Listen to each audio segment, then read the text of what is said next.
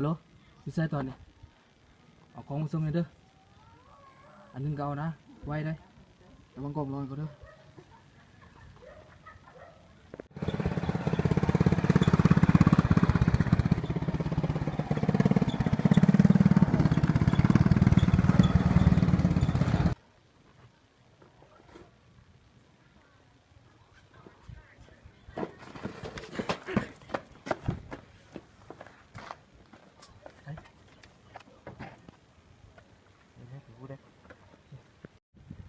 ฮัลโหล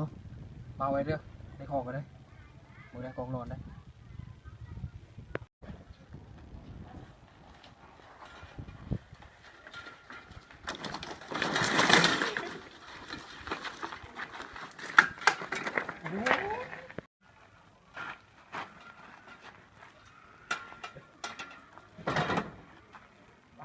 เสียงของสิได้แล้วได้แล้วไปแล้ว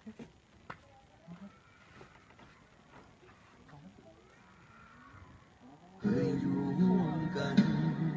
มันมูลเข้ามาอยู่ในใจคอยอีกครั้งเป็นยังคอยจึงบ่ลืมเจ้า